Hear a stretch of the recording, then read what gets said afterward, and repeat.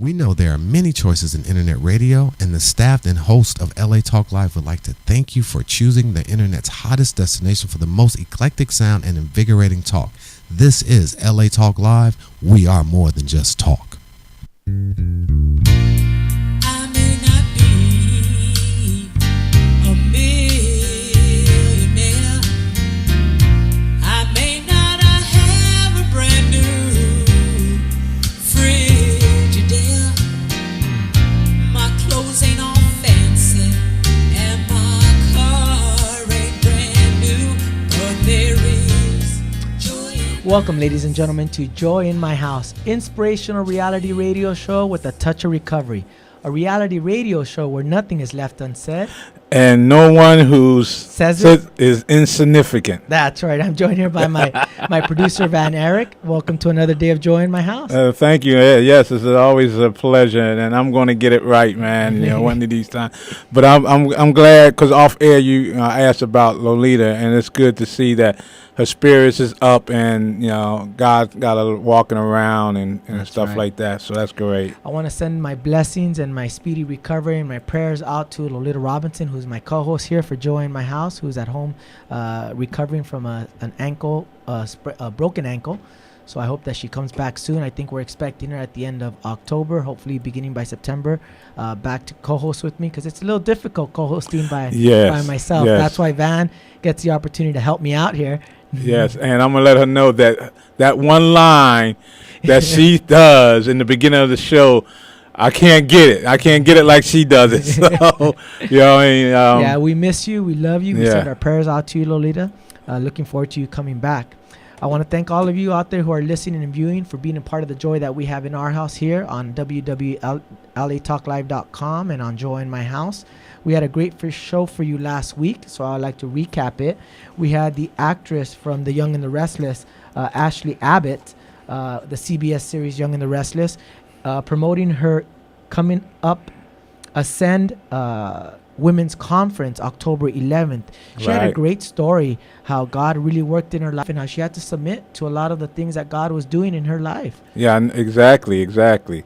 So that was the experience, and I had to also thank it because at one time I was very into the soaps, and that was my end to strike up a conversation with the ladies, because a lot of ladies was into the soap, so I was like, yeah, you remember what happened to Lori and all? Well, she thought that was very funny because it's true. We tend to want to have a conversation with the girls and be able to speak to them and have something that they might be interested in as well. So her being on Young and the Restless for 8 years, and now the work that God is doing with her. Now she's working on a new EP. Emily, her manager, was on here supporting her. Great opportunity for them to really spread the word of God through the amazing thing that she's done through her career, because her accolades were as long as my arm. Yes. She was recently on JCTV, on TBN. She's been doing a lot of work promoting the gospel. Exactly. So I want you guys to go out and support. You can find more information on ascendconference.org. She's having some amazing speakers and amazing guests, as well as her speaking at her event. Also, I want you to know that you can follow us on Facebook /Join My House. Become a friend, like the page, and receive up-to-date lineups of guests and information. We also have a Twitter account. You can find Joy in My House on twitter.com. Send us any tweets with any questions or comments for our guests. Or if you have any praise, let us know. We would like to engage with you.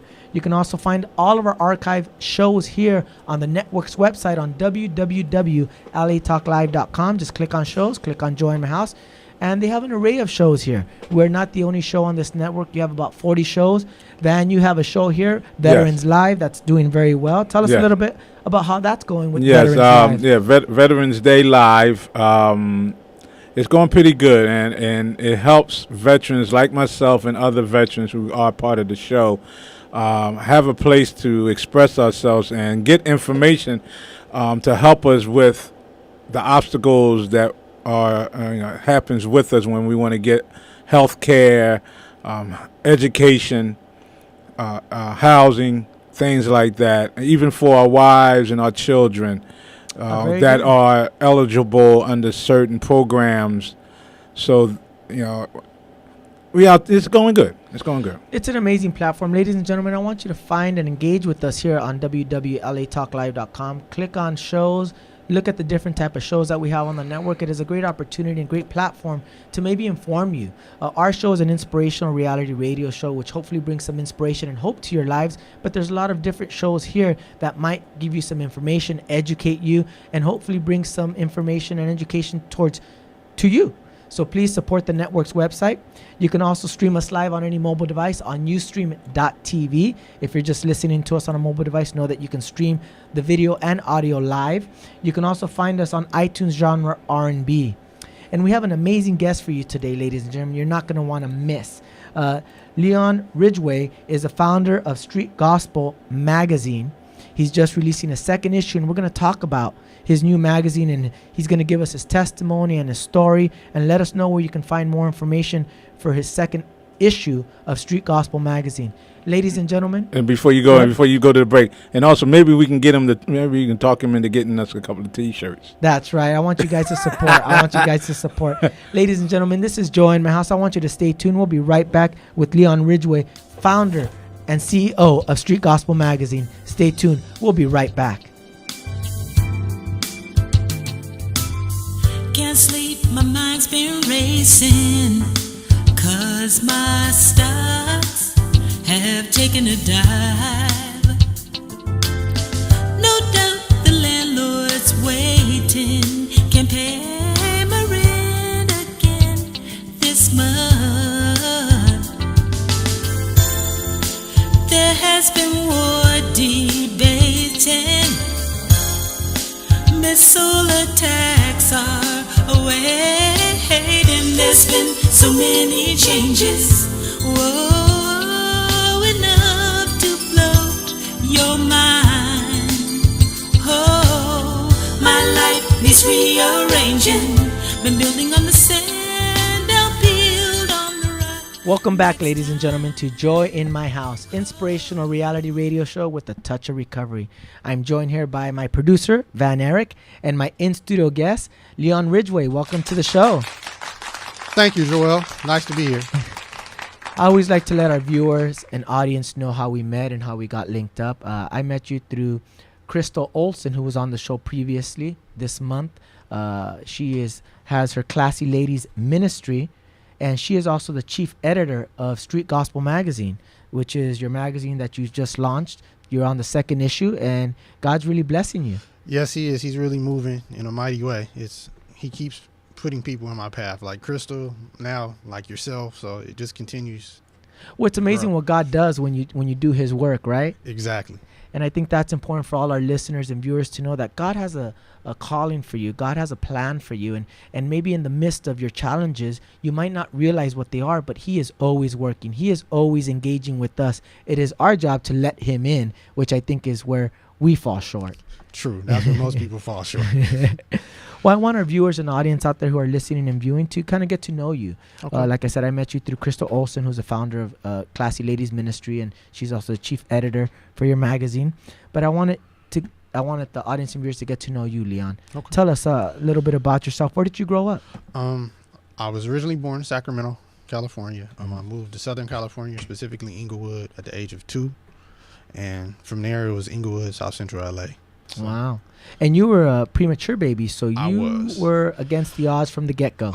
back against the wall from the beginning, fighter from the beginning. So it all played its hand, preparing me for doing what I'm doing now. So I would go back and go through everything all over again tomorrow if I had to, if I knew it was going to bring me here. So yeah, Good. That's a positive attitude to have, because a lot of our challenges and our struggles and strife sometimes, man, we say, man, we don't want to go through that again. But when you know the blessings of God in the future, it makes it a lot easier to say, you know what, it was all worth it. Exactly. Well, let's talk about, were you a church-going family? My mom, grandmother, everybody was pretty much, church-going people, saved people. So they knew the Lord. Yeah, they knew the Lord, and, that's the one thing I can say. My mom, it was like my constant, the constant. And she was my example because, being that my parents split up and divorced and we moved here, she was a single mother trying to raise a son on her own in a city that takes most women's sons. So Right. Now, did you have a relationship with your father? I would visit in the summer. I Okay. mean, there's a difference between the day to day. Mhm. That's but he wasn't more than a phone call away or summer visit or whatever. But the day to day was me and mom's. Right. And I feel that too. I miss that with my children. I have two different mothers, three kids, two from one mother and one from another. And I don't get the day to day. Right. I get them every weekend, and we spend a lot of quality time together. But the day to day grind, their mothers are pretty amazing. I have to give them props because, to wake up, feed them, take them to school, Right. bring them home, do homework, give them a bath, put them in bed. It's a tough grind. I get to do the fun stuff. And I always got to remind my kids, yeah, you guys love coming with daddy because it's just quality time and it's just fun. But over there is where the real work happens. So I get what you're saying, that day-to-day opportunity to bond with your father, it wasn't there. And same with my children. The bonding experience is a little different when you go spend just a summer with them. Right. True. Exactly.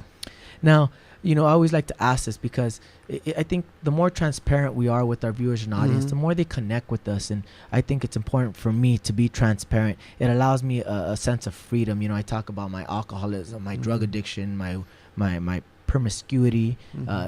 It allows me to now move on from it, shelve it.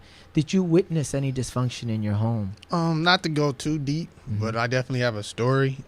It was the typical when a mother's trying to raise her son, without the father being there, it creates a imbalance within a son because you're looking for that male role model. male role model. So with that, came the anger issues, things of that nature. So, it had its challenges like it does with anybody. But like I say, everybody from my era, my generation, the one thing we all have in common is that we come from different levels of the same dysfunction, if that makes sense. Right. No, Like yes. some person might have it 10 times worse than what I had it, and I might have it 10 times worse than somebody else had Right. it. But that's the thing that binds us all together, is that nobody has this idealistic, perfect house that Right. everybody sees on television. Yeah. That's not real either. So, yeah, it had its challenges, but it could have been worse too. So, Right. That's how I look at it. Well, like I said, positive attitude, because a lot of people like myself in the beginning, I would dwell, well, I don't have this, or I don't, this isn't working out. I'm being challenged here. I don't want to be challenged. I just want to be happy. Right. But that sense of happiness really didn't exist until I really found Christ. And it wasn't really happiness. It was more peace that I found in my relationship with Christ, which pastor today, I go to Bridges Church in Long Beach, and Pastor Jeff Timlin is the lead pastor there. And he talked about that today, about having relationships and finding that peace in relationships. Because I always say on the show, God put us on this earth for relationships. Right. Look at us now engaging, getting to know you and what you're doing. Right. Amazing opportunity. But I like to talk about some of the relationships in your life, because at a young age, as a boy, you witnessed a male body shot and dead. Yeah, that was probably around 88. I was on Crenshaw Boulevard. Me and my mother were going to the bank. There was a crowd of people around. I was young enough and small enough to be able to push through the crowd. And the EMT was there working on the man, and his whole upper body was like Swiss cheese, basically. Wow. And I didn't know at the time what a Uzi was, but somebody in the crowd said, yeah, he got hit with a Uzi. He looked like he was a middle-aged man. He had salt and pepper hair, and they're working on him, but he's trying to catch his breath. And that's the first time I had ever seen that look in somebody's eye. There's a difference between when people die of, say, cancer or natural causes, but there's a different look in a person's eye when their life got taken from them. And that let me realize that it was fragile, and tomorrow's not promised. And from that point on, even though I was 8, my goal was to survive at that point, because I knew it could happen to me too. Wow. So you did feel a sense of, I'd have to say, insecurity being where you're at, especially at such a young age, to witness that and to live in an environment where that could happen, or you had the sense that it might happen to you. That must have been a little scary for you at that age. Tell us how it was growing up in South Central Inglewood at that age, walking around. In the 80s, the first 30 minutes of news was nothing but drive-bys. Wow. At that time, the LAPD was using their famous batter ram to, batter ram rock houses, what they eventually called crack houses. So that was what you saw. And then for you to see it as a kid in real life, like it comes off the television and now you're faced with it,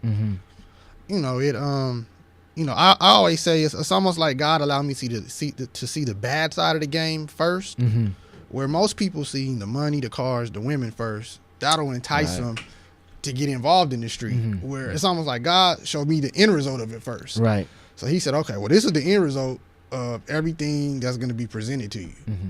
So now at least you know what you're getting into.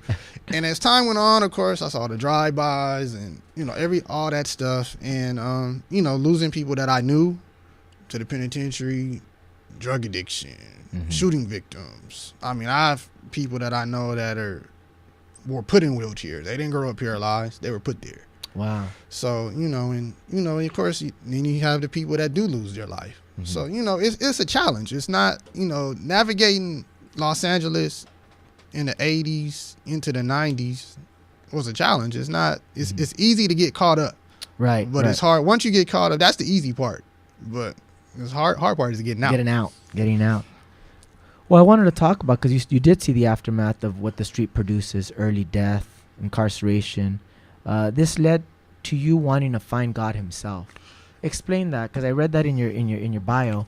You had a sense of searching for God. First of all, why did you have the sense of searching for God? Was it fear?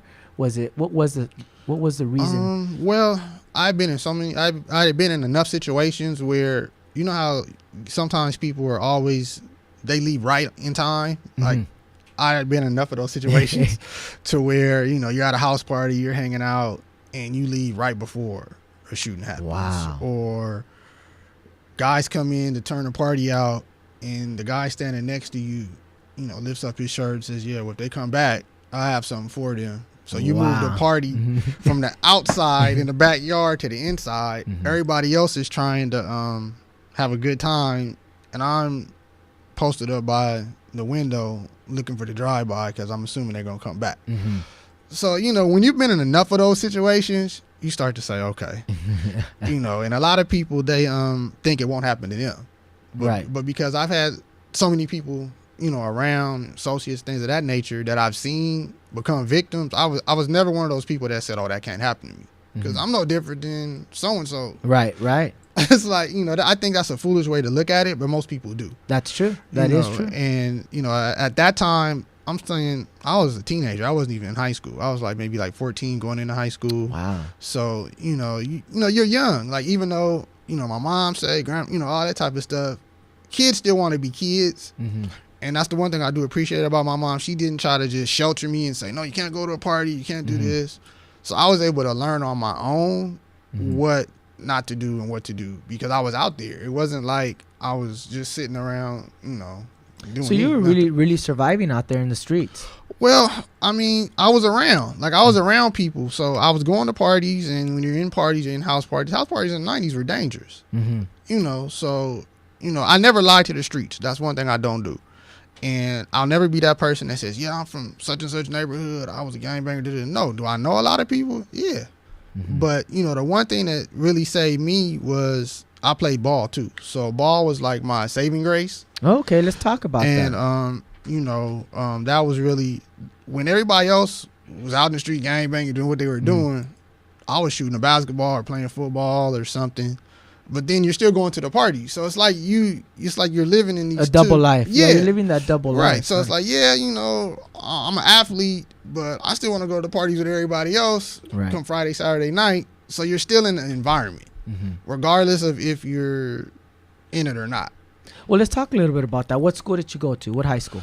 I went to a couple high schools. Oh, wow. It was high school was okay. I mean, I played ball. I played a lot of pickup games. Okay. And I played a lot of pickup games, specifically in Compton. Like, Compton kind of became like a refuge. It may sound strange. Wow. But I spent every Saturday for 2 or 3 years playing pickup games with grown men at 15 or 16. Wow. And, and that teaches you quite a bit. Yeah. It teaches you how to socialize. But in Compton, it's a different story. You got to be well prepared for that. Well, yeah, because they're not gonna cut you any slack because you're a 16-year-old kid. These are grown men. So, that was playing basketball was probably definitely a saving grace because a lot of times kids get involved in things because they don't have anything else to do. They cut so many park programs and things of that nature. especially in low-income housing or low-income properties. That's the first thing they cut is education. Right. It's what the kids need the most. Right. I just want to piggyback when he said about the old heads playing basketball. That's just how it was. Right. I think that's how it is USA. When I was a young boy, the old heads wouldn't let me, if they did let me play ball, they didn't take it easy on us, you know. And that's what I tell people before Kobe was who Kobe was, we told Kobe the same thing. Yep. We would do the same thing to him, and sometimes we wouldn't even let him play on the basketball court until we was finished. So, and what's interesting, because I think that is a place where you actually go and you find men as leaders. Right. You get the sense of father figures there, right. or mentors, because those guys are out there hustling. They're out there working hard. Exactly. And it teaches the younger generation how to work hard, right. and how to earn their positions. Exactly. Because they looked out for me, and then when I started getting older, and the younger kids came through, the younger guys came to play. We looked out for them. I remember one time, one of my younger friends, Howard, he played for Temple. He was a starting guard for Temple. And this little kid, he couldn't have been no more than 10, recognized who he was. And he was like, oh. So we say, you want his autographs? So we was like, yo, Howard. Like really strong. Yo, Howard, come here, man. Sign the young boy's ball, man. Stop playing. You know what I mean? That kind of stuff. So, yeah. It's a place for it. It was a place, like you said, especially for you, a place for refuge. Right. And it was teaching you social skills to actually start doing what you're doing, because you're going in the thick of it. Right. You're going in the midst of it. And I think, I believe that Christians, when you go to church, are around other Christians. Right. I think that's easy for me to be with other believers. It's going in places where they're non-Christians, or where you don't even want to say you're Christian because you don't know how they're going to treat you. Right. That's difficult. So I wanted to talk about that, because what challenges did you face growing up at this time after your high school? Well, after high school, it's just you're trying to find your way at that point. Mm-hmm. After high school, you're trying to figure out what are you going to do with your life. At that time, everybody has to go to school, get a degree, and you really don't know. You're just saying, okay, everybody says to go to college, so you're in community college like most people. Most of you, fresh out of high school, you're probably gonna repeat a whole bunch of classes, right? Because you're not going to class because nobody's making you. And then, like I said, by that time, you're getting to the point where now you go from house parties to being able to go to the club.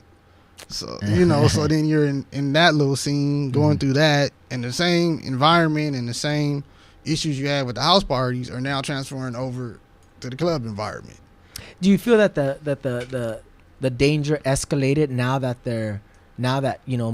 people have jobs, people can afford more things, there's more drinking, there's more acting out? Did you feel that it escalated? Well, I mean, anytime you got liquor involved, right. People get liquor courage, and that's right. They want to show how tough they are and how hard they are. And the last time I went to a club, I told myself it was the last time, because waiting online wrapped around the corner, downtown LA, incident happens, guy loses his life. Next thing we know, wow, the police are coming down the street in riot gear. It ended up on the news, and I'm telling the person I'm with, I'm like, look, dude, we already downtown. County ain't that far away. That's right. I said, no. I said, it's time to go. I said, you can sit here and try to play if you want to, but I don't have no intentions on going to county jail tonight. That's right. So, that's when I said, okay, that's enough. And that's kind of when I started saying, okay, I need to. And that's what I was going to ask, because we're getting to the point where, where was your faith at that time? I mean, I always say that, I had said the sinner's prayer, but I think people get the sinner's prayer confused. They'll say it, but then their life won't change. Right. So can you really say that you're a true believer, a true follower of Christ because you said a prayer? So, I had said a prayer at a young age, but I don't think I had any understanding of what it meant to really be a Christian. And like I said, I'm still trying to be like everybody else as a teenager. Go to parties, do this, do that. And I didn't actually speak the words I surrender till I was like 25. Right. So I don't really consider myself, I didn't, now looking back on it, I don't think I was truly saved. So after I said I surrender, Lord, do whatever you want to with my life, that's when he gave me the idea for the magazine. Wow. Like before then, I was just literally just going in a circle, just trying to do what everybody else go to school, try to figure out some major. So once I finally said that, he said, okay, well, now I'm going to give you this. And that is funny because once he gave me the idea for the magazine, everything I had went through made sense. Wow. So that's how I knew I found my purpose. Well, let's talk about that because you started Street Gospel Magazine. Now, this is issue number 1. Tell us about issue number 1. Issue 1, the cover story is No Malice, formerly Malice of the Clips. He was, he came from the secular world, came from the streets. We touch on his testimony in there. Also, Rolex Letter to the Homies. He's actually, that's my big brother, big homie. He grew up in Inglewood. He was a known individual in the street. And he actually went to school with some family of mine. Went to high school, so I already knew who he was. And he's kind of took me under his wing because we have a lot in common. We're a lot alike in a lot of ways. And I always say the Lord put him in my life at the right time when he was doing the right thing, because if he would have came along when I was 14, 15, right, wouldn't have been good for me. I probably wouldn't be sitting here with you. And I like what you said for the mission statement for the magazine. It's a vehicle to bring the gospel to the same environment that claims the lives and freedoms of so many. Tell us about that. So you're saying that this magazine is going to bring some inspiration and hope to people.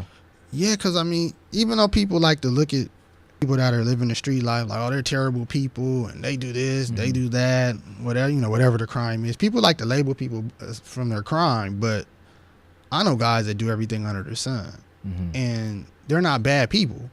It's they're some of the best people I know, actually. Because I gauge people's good and bad by moral standards. If you're loyal, if you have integrity, if you stick by your word, that's a good person.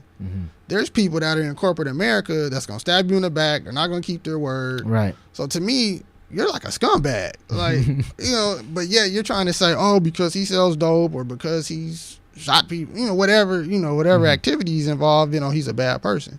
I don't look at it like that. So the Lord gave me a magazine that'll give them examples of people that come from the same thing they come from. Because a lot of times the devil will trick people and say, oh, he doesn't want to save you. Jesus can't save you. You've done too much. You've hurt too many people. You've took too many drugs. You've done this and you're not good enough to be saved. When I don't think it's a coincidence that Jesus hung between two thieves. Right.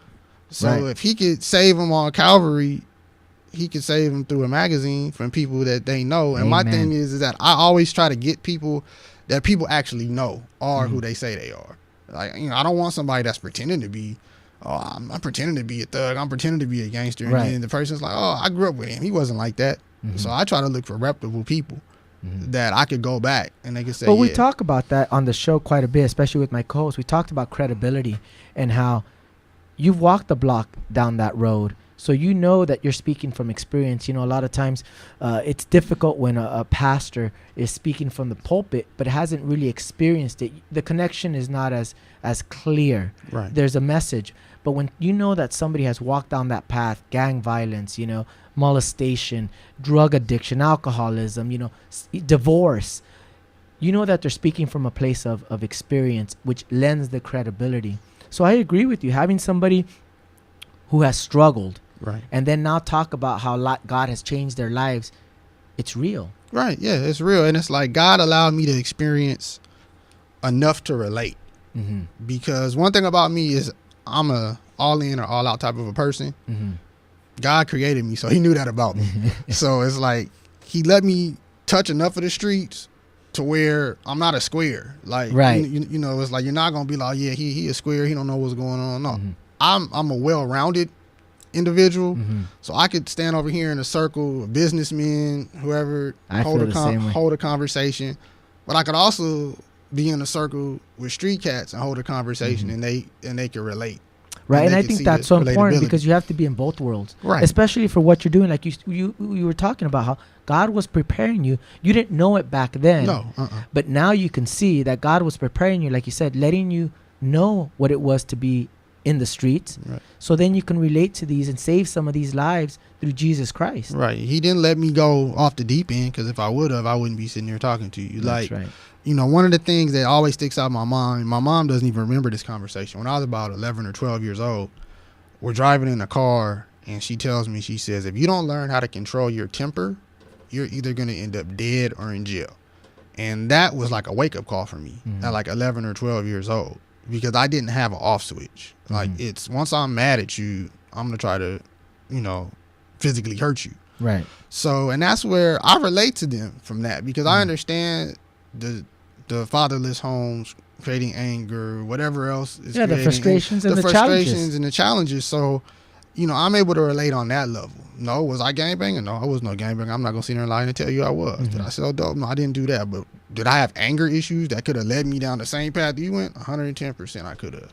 And I'm glad that you're saying that, because I see a lot of peace in you. You talk about having those anger issues, and I've been teaching martial arts for many, many years, and I've worked with so many young adolescents that have those anger issues, broken homes. You know, they're going through their changes through puberty and things of that. So I've dealt with that a lot. But to see the peace that you have now today, I can see God has worked in your life. God has worked in your life. Yeah, it's funny because, you know, when I told Crystal that, she was like, I can't even see you getting mad. Yeah, I have to agree with her. You know, she's like, I don't see you get mad. That doesn't even sound like you. I told her the same thing you just said. I said, well, that means that God is really working in me. That's right. Because Amen. just as peaceful as I am now, that's just as angry as I used to be.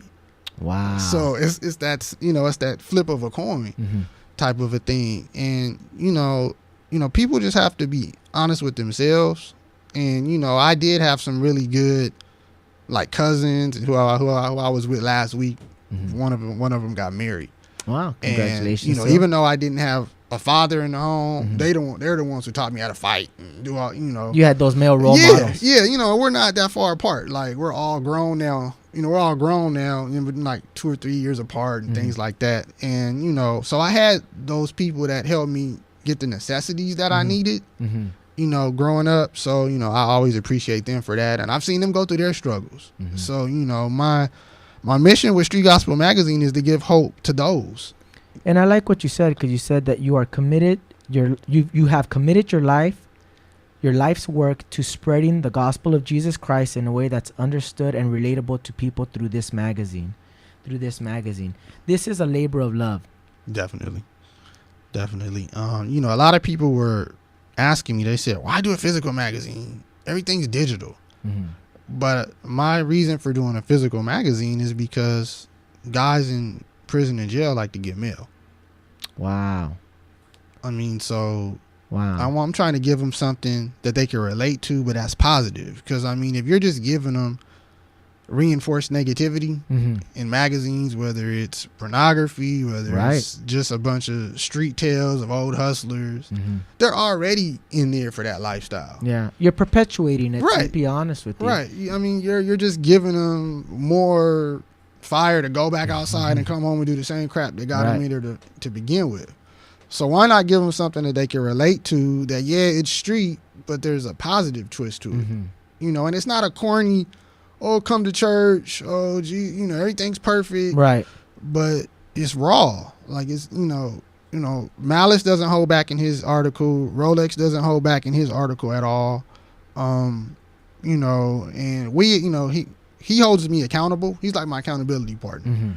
And, you know, he always says, you know, we have to go back and look certain people in their eye. That's right. So we can't be out here 1 foot in the world, 1 foot in the church, because they're going to be like, dude, you're supposed to be saved. Like, why are you still out here trying to do this and do that? Well, I think that's important that you're saying that, because I think as Christians, we do live at a higher standard. Right. And it's harder. Yeah, it is. Like for me right now, being single, you know, I just can't go out and go to a club and meet somebody and take them home. Right. That to me is not what God has for me, has in store for my life, because that's what I used to do. Right. I can't do that anymore. If I want His blessings, if I want His will be done, I really have to surrender and submit. So it's this different walk that we have, this lifestyle change. Yeah. I took my students out for karaoke for Korean barbecue last night, Saturday night. The male students that I train. and we were talking about how when they started training, I started teaching them MMA and everything I have to offer to teach them and their families. It was a lifestyle change. It wasn't just now they're working out, but they still go and drink. Now they're working out, they still smoke. Now they're working out, they still eat at McDonald's every day. It took a whole lifestyle change. Now they're eating healthy. They stopped drinking, they stopped smoking. It was a lifestyle change.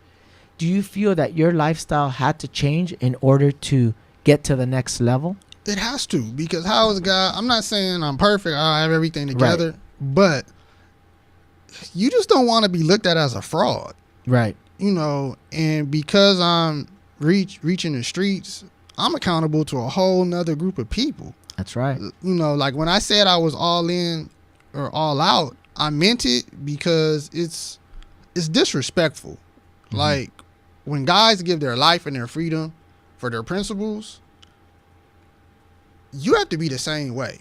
You know, and that's what, you know, Rolex has taught me. You know, I'll give you a quick story. Friend of ours, he's known person in the neighborhood, but he started doing rap music. And he was having a little show that somebody else I knew was gonna be at. So I'm like, oh cool, I get to see see a lot of the people that I know. So I didn't tell him I'm going. I just decided just to go. And you know, I jump in my car, I go. My car hadn't been having any problems. And on my way there, I'm listening to my music. I have my system in the car, everything's, and all of a sudden, the battery starts draining. I said, "Ooh!" I said, "What the heck is that?" I said, "Okay, whatever. Let me just." I'm like right at the light, right next to the place. So I get there, my battery dies. I'm like, man, okay. So then, of course, because it's not their car, nobody else cares about. Right. You know, they're like, "Oh, we'll worry about it later. We'll worry about it after the show." But at that point, I'm not even concerned about the show anymore or who I'm going to see, because now I got to worry about how I'm going to get back home. Right. So, you know, long story short, you know, it's a function. So there's certain people out there, you know, looking how they look, you know. So I call him. I'm like, Lexo, I said, man, my car died. I'm up here, so-and-so's, you know, function, da-da-da-da.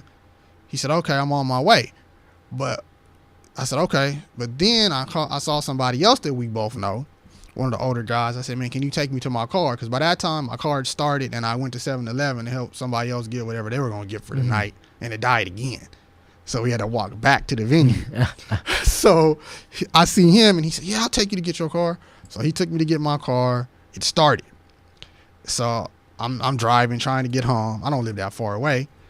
It dies at a gas station, and there's a man in a van, and he looks homeless. He said, what's wrong with your car? I said, man, I think the battery died. I've never seen somebody do this before. He had an old battery in his van. He takes the battery in his van, puts it on the floor bed of my car, hooks the jumper cables, and connects them to the battery that's under the hood. Wow. And he follows me until I get home. And then right after he unplugs it, car dies again. So I picked the phone and Rolex like, where are you? I said, oh, I made it to the house. He's on me. He's like, man, I came up here. All I see is gangbangers and this and that. Right. He said, you didn't have no business being up here in the first place. He said, if, you know, so-and-so's would have came through, they wouldn't have known you were a Christian. He said, you would have just looked like everybody else. He said, the homies are not going to respect you if you don't take a stance and you're serious about what you're saying. Wow. He said, they're not going to respect you. And convicted you. Yeah, and ever since then, I've not looked back. Like, I'm not going to be a compromising Christian. Right. Because they're not compromising in what they're doing. They're willing to give their life and their freedom for what they believe in. So I have to be the same way. Amen. For them to respect me. So we're all in or nothing. Wow. And that is part of the foundation of Street Gospel Magazine. When we come back, we're going to talk about Street Gospel Magazine issue 2, which touches on a very, very heavy subject, which is sex trafficking. You're bringing that to the forefront. Yes. Ladies and gentlemen, this is Joy in My House. I'm here with Leon. We're going to come right back. He's the CEO and founder of Street Gospel Magazine. This is Joy in My House. I want you guys to stay tuned. We'll be right back.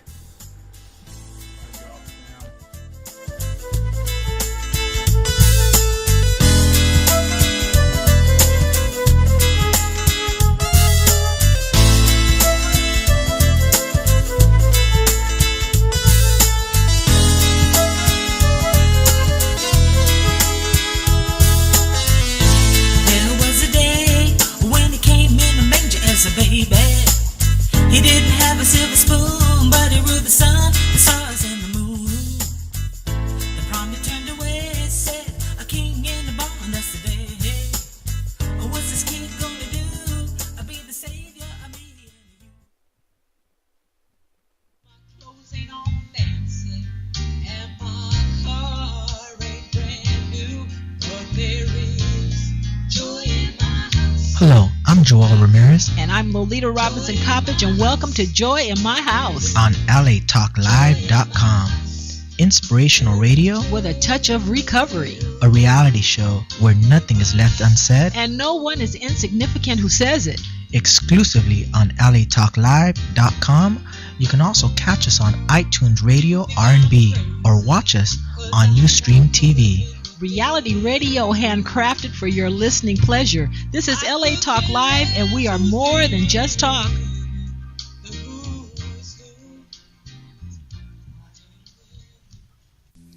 Hi, I'm Ro Williams, and I would like to invite you to join GospelRhythms.com every Sunday at 4 p.m. Pacific Standard Time, 7 p.m. Eastern Standard Time for our show, GospelRhythms.com Talk Live Radio. Join us as we celebrate Christians around the world in all genres of entertainment, as well as highlight interest stories on men and women who are making a difference and impacting their community. So don't forget to tune in to GospelRhythms.com Talk Live Radio, exclusively on LATalkLive.com.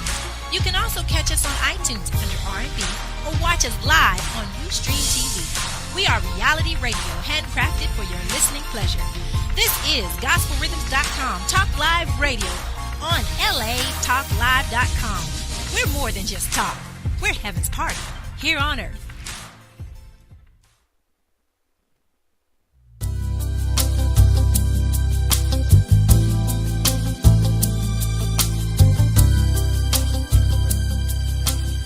Welcome back, ladies and gentlemen, to Joy in My House, inspirational reality radio show with a touch of recovery. A reality radio show where nothing is left unsaid. And no one who says it is insignificant. That is correct. I got it. Yay!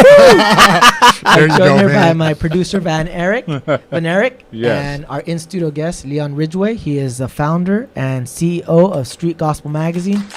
He is here sharing his testimony and sharing his hope through his magazine and your inspiration through your magazine. Now, when I left before the commercial break, we were talking about Street Gospel Magazine issue number 2. Yes. Issue number 2. We're going to put it up on the screen.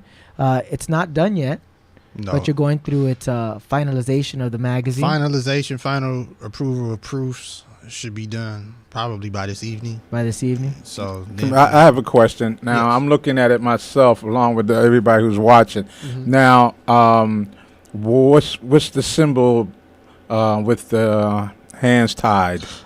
the bondage of sex trafficking.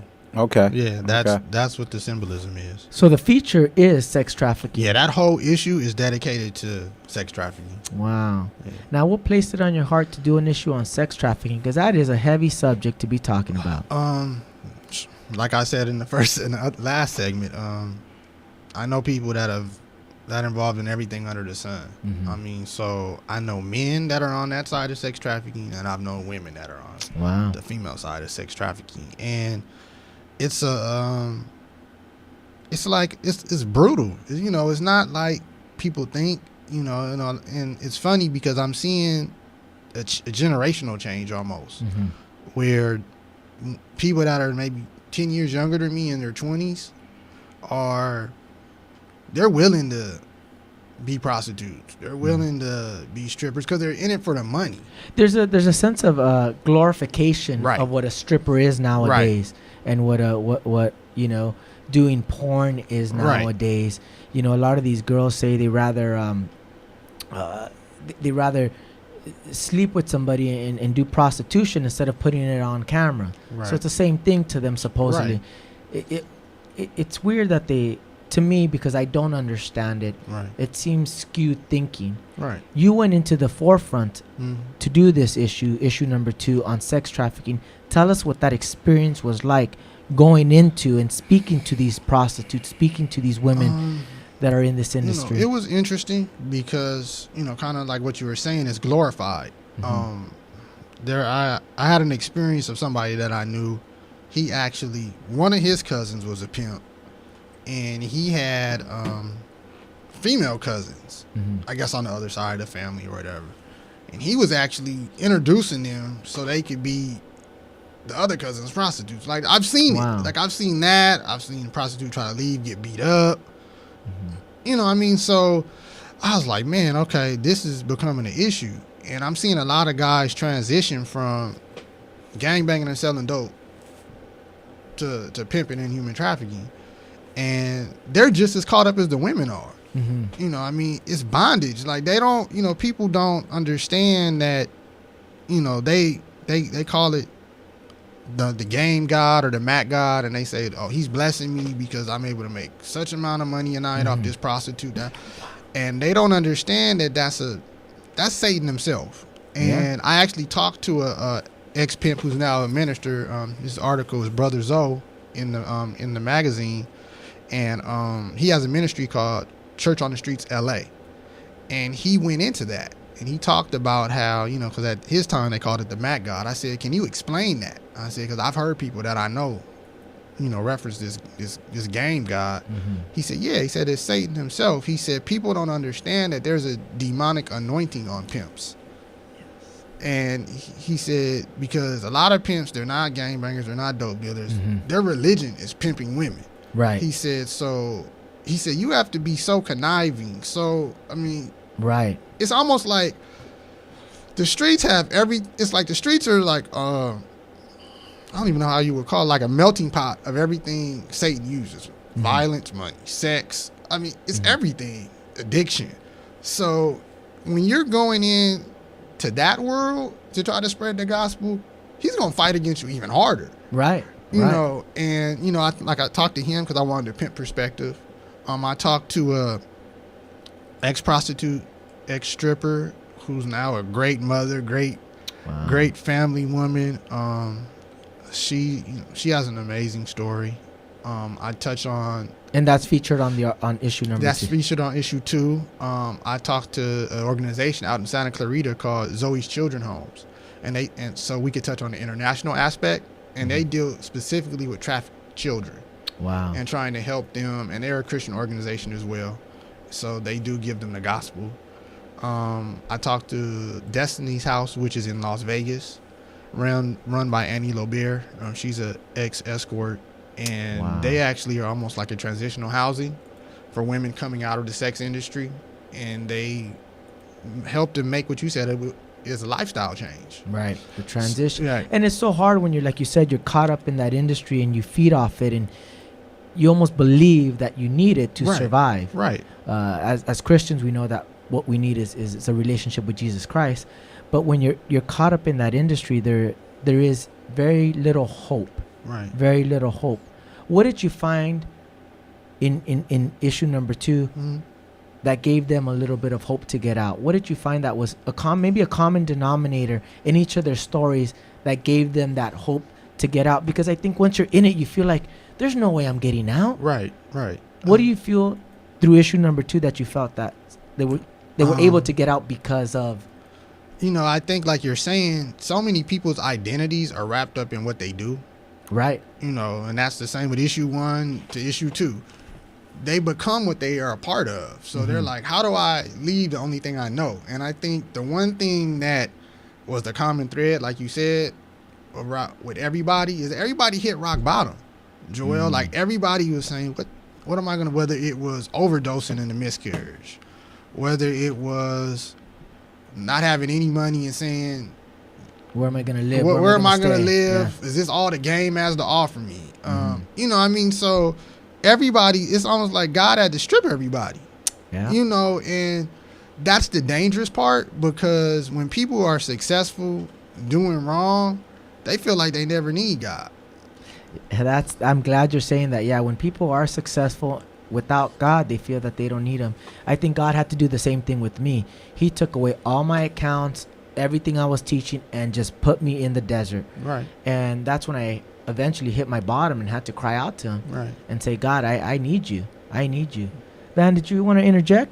I wasn't sure if you were going to interject. Well, yeah, that is right, because I was in a situation where He gave me an inside personal look on how Job felt.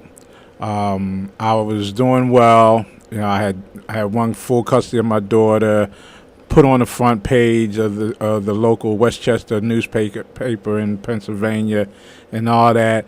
And he had me experience losing all that. Mm-hmm. I was taking all that was taken from me. I was incarcerated, and I went from the intake block straight to max. Ooh.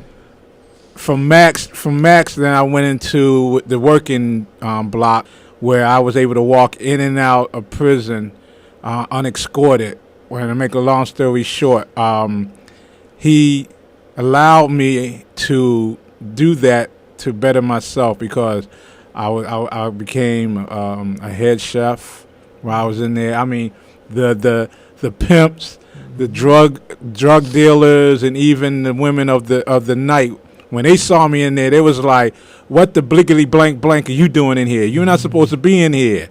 I said, "Well, it is what it is." But yeah. And that's what you were saying, that you had to experience different worlds for God to use you. Yeah, because I wouldn't have been able to do this magazine if I didn't know the people I know. If you didn't know the insight, yeah. Right. Yeah. I mean, how am I going to do a magazine called Street Gospel if I haven't seen any parts of the street? Of the streets? Like, you can't do that. I mean, that just, it doesn't work. It's not even going to fit. So I always tell people, whatever your purpose is, usually God's preparing it for you going through your life. And you don't realize it because you're just going through stuff. You're like, man, why am I going through this? Why am I going through that? I mean, just me sitting here talking to you today is a testimony, because I used to stutter like really, really, really bad. Wow. So just being able to speak clearly in an interview is a miracle in and of itself. Wow. So, you know, that's just another challenge that I had growing up. And of course, with that came all the T's and name call, blah, blah, blah, blah. Yeah. So, you know, it all prepares us. And I wanted to talk and ask you this. You know, sex trafficking is obviously in other countries, but it's happening here in our backyard as well, in the States, in our cities. And you had the opportunity to speak people in this that's doing it here. Why hasn't the government or law enforcement been able to put a stop to such a crime that's so out there? You know when it's happening. Right. Honestly, I don't know why. I mean, I'm seeing the awareness grow from the different documentaries to the different specials on MSNBC, whatever it is. But I think because it's based around sex, I think honestly they don't really look at it like it's hurting anybody. Honestly, you know, I think they may catch AIDS, they may whatever, but they're not looking at the other aspect, the women being found in trash cans. You know what I mean? All the crazy stuff that goes on, women having to jump out of, you know, a John's car at gunpoint because he tried to rape them or didn't want to pay him, or, you know, I mean. I think that's a very valid point. I think that is very valid. You know, we sweep it under the rug because we say, well, these women must want to do it. And I think that is a misconception. Right. These women don't want to sell sex. They do it because they find it's a necessity, or they feel, which I don't think they need to, but they feel that it's a need. It's the only way for them to survive. Yeah, and it's funny that you brought that up, because a couple, one in particular that I spoke to, she said it was like a power thing with her. It was control. And it was her being able to control men through sex. So some of them, you know, it's like an ego thing. You know, I mean, you have some that know they don't want to and they're forced to, but then you have some that are like, yeah, this, you know, and you know, a lot of times you hear people say, well, I'm gonna have sex for free anyway. Might as well get paid for it. So that goes back to that warped thinking, that warped mentality. Yeah, right. So I mean, yeah, it's a very backwards thing, and I think the sex trafficking thing, it encompasses like everything, violence. I mean, people can get killed so many different ways in that world that it's a perfect like melting pot. And you know, we just touched on the fact that it's adults doing it. Right. Then there's the human trafficking aspect of it. In other countries, they sell their children for about $750 as young as 10 years old for sex. Yeah, that's even, I mean, That's Like- even another, like you said, a deeper, more seedy Right, layer of the right. sex 'Cause trafficking. when I spoke to the ladies at Zoe's Children's Homes, I was kind of telling them about some of the things that I knew about trafficking, and I was like, I don't know where these guys are gonna go next. They said, well, the next level would be children. Wow. I mean, and it's just for me when it comes to kids are innocent. Oh yeah. So anybody that hurts a kid or hurts a child, I don't have any patience or tolerance for. So I just go, are you serious? Like, Right. what? I mean, you're that gone in your head that you don't recognize that it's a child. So, I just want to. But you mentioned that regarding the pimps, that it's such a seedy, warped mentality It is. that they need to have Yeah. in order to do business the way they do. It is. I mean, it's crazy. I mean, Well, I'm glad that you're bringing awareness to sex trafficking and human trafficking. We're going to put up the picture of issue number 2. For more information, you can go to streetgospelmagazine.com. You have a Facebook fan page, official sgmmag.com. You can go to that, like the page, and you can receive up-to-date lineups of more information and more of the articles on the magazine. You can also go to twitter.com, official sgmmag. You can follow them and receive up-to-date lineups of what they're doing, and streetgospelmag.com for more information. Where can they purchase issue number 2? Tell issue me. 2 will be available online at streetgospelmag.com. With next month, I'll definitely tweet out the release date, the day it'll be available, and we'll get it to you. We'll put it in And you're the mail also to going to you. feature some musical artists as well, because the magazine isn't aimed for musicians, but the word gospel kind of confuses Right, people. it does kind of confuse people. So we are working on other platforms Mhm. for artists. The blog on the website, we were probably going to do like a gospel artist of the month or something like that. And I've been given an opportunity to do something. I don't want to talk about it right now because we haven't got the ball rolling yet. But it's going to give a bigger platform to artists in another way. So I'll definitely be incorporating music videos, things of that nature. So, Wow. and I do go out to a lot of, gospel rap events, to Very support cool. the artists. So, yeah. Well, congratulations on issue number 2. Thank you, Joel. Appreciate you for having me. Leon, he is the founder and CEO of Street Gospel Magazine. I want you guys to go and engage. Find him on Facebook, /official sgmmag.com. You can go to his Twitter, official sgmmag.com, and you can go to Street Gospel Magazine, streetgospelmag.com, and support his ministry. He's doing amazing things for God and hopefully bringing some hope and inspiration to you guys out there. I want you to, before I go, the question of the day is what does joy in my house mean to you? Joy in my house means to me, I think you hit it on the nail earlier, is just peace. Peace knowing that you're walking in the purpose God created you for. I think that's joy in my house. Amen. Amen. I Definitely. think that's very well said. Thank Very you, well Joel. said. I want you to join us live here every Sunday on www.latalklive.com. This is Joy in My House. Join us next week. We're going to have Dusty Marshall and Christy Marshall from Irregular for Christ Music Ministry releasing their new CD, Return of the Wordsmith. Ladies and gentlemen, this is Joy in My House. I want you guys to have a blessed day.